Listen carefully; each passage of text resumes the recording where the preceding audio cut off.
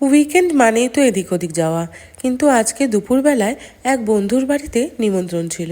তাই আমার হাজব্যান্ড বলল, রাত্রেবেলা কিন্তু বেশি কিছু ঝামেলা করো না, অল্প করে সতেজ ভেজিটেবল করো। আমিও রাজি হয়ে গেলাম, কারণ আবার তো কালকে রোববার, আর রোববার মানেই রিচ কিছু খাওয়া দাওয়া। তাই ভাবলাম আজকে রাতটা আর বেশি কিছু ঝামেলা না করে হালকা করেই এটাই বানিয়ে ফেলি।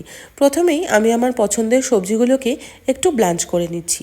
পুরো সেদ্ধ করব না কিন্তু, মোটামুটি 70-80% মতো যখন সেদ্ধ হয়ে যাবে তখন সেগুলোকে নামিয়ে নিচ্ছি।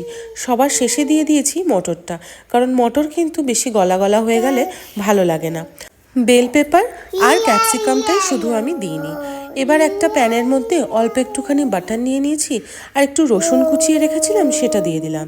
অল্প একটুখানি রসুনটাকে বাটারের মধ্যে ভাজা ভাজা করে সমস্ত সবজিগুলো এর মধ্যে অ্যাড করে দিচ্ছি। কোনো রকম বেশি মশলা ব্যবহার করছি না। অল্প একটু পরিমাণ মতো নুন, গোলমরিচের গুঁড়ো আর একটু চিলি ফ্লেক্স দেবো। আর এখন আমি গিয়ে এর মধ্যে দিয়ে দিয়েছি red and yellow bell peppers আর ক্যাপসিকাম। আমি এর মধ্যে একটু পনিরেরও ব্যবহার করব। তোমরা চাইলে পনিরটাকে আগে বাটারে একটু টস করে নিতে পারো, কিন্তু আমি সেটা করিনি। আমি একসাথে সবজির মধ্যেই পনিরটা দিয়ে ভালো করে মশলার সাথে মিশিয়ে নিচ্ছি। এইভাবে সেদ্ধ ভেজিটেবল বা সতে ভেজিটেবল করে খেয়ে দেখতে পারো, এটা কিন্তু ভীষণ উপকারী। আর যারা খুব হেলথ কনসাস বা ডায়েট নিয়ে বেশ সচেতন, তাদের জন্য কিন্তু এটা একটা ভীষণ ভালো জিনিস।